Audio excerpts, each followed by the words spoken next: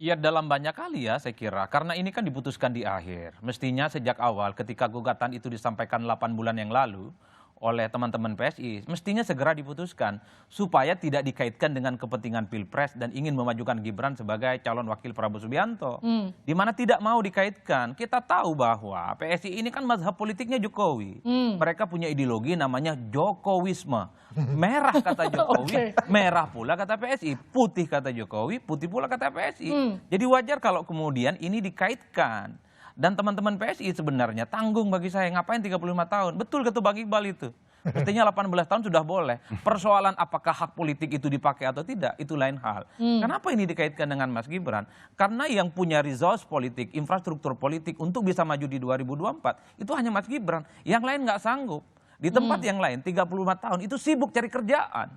Aktivis mahasiswa yang 35 tahun itu masih menjadi pengurus besar HMI, pengurus besar PMI, nggak mikir negara ini, karena mereka nggak punya resource. Bahkan pengurus-pengurus KNPI juga di atas 40. Oleh karena itu, kalau saya menangkap dari jauh, pernyataan Bang Iqbal ini sebenarnya itu cukup diamini oleh Bang Iriko. Kalau mau jujur sebenarnya, teman-teman PDIP ini tanduk-tanduknya keluar semua. Jadi gini, sebentar, kalau 18 tahun berarti Mas Adi setuju. Ya. Iya toh, kalau misalnya besok misalnya Hakim Konstitusi memutusnya 18 tahun, berarti setuju kan? Supaya tidak ada intensi ini dikaitkan hanya kepada sosok tertentu. Lah iya, berarti kan setuju. Nanti dikaitkan setuju kan? Betul. Nanti takutnya gini, diputus misalnya 18 seperti yang diusulkan tadi. Tahu-tahu Gibran juga dicalonkan. Nanti disalahkan lagi, ini seakan-akan biar bagus setuju juga, tapi gitu. tidak berlakukan pemilu kali ini. Ini kan benar-benar ini minta lagi yang baru nih. Benar-benar permintaan baru. Ini permintaan baru. Beda tadi, ini penjelasan tadi itu beda. Masa orang mau bertanding Beda. baru peraturan direvisi. Karena ada orang bukan, itu konstitusional nggak melakukan revisi judicial review. Iya, makanya ini kan ibaratnya pertandingan ini sudah mau sudah siap-siap nih. Yang di judicial review itu kan bukan hanya ini, bukan hanya aturan ini, banyak aturan-aturan lain yang di judicial review. Termasuk kemarin terbuka tertutup sistemnya, itu kan di judicial review juga.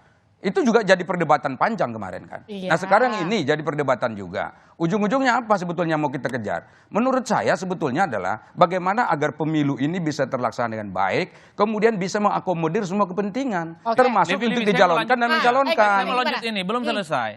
Saya melihat Bang Iriko itu tanduknya lagi ditahan, keluar itu 10 tanduk. Tinggal nungguin truk. Nah dan ini juga, kalau saya ngelihat Bang Saoleh dan teman-teman ya, saya agak aneh gitu, mereka terkesan sami'na wa ta'na dan tidak marah. Kalau mau jujur, ini terkesan tidak dianggap. Erick Thohir itu kurang apa? Menko, popularitasnya mantap, elektabilitasnya sampai nyentuh ke langit yang ketujuh. Ini saya luruskan sedikit, Jadi gini loh, sampai sekarang seperti yang saya katakan tadi. Menko kerjanya mantap, Ketua Umum Partai Golkar, suaranya di saat ini di DPR, itu nomor 2. Yusril itu kurang apa? Profesor hukum tata negara, tapi seakan-akan nggak dianggap gitu loh.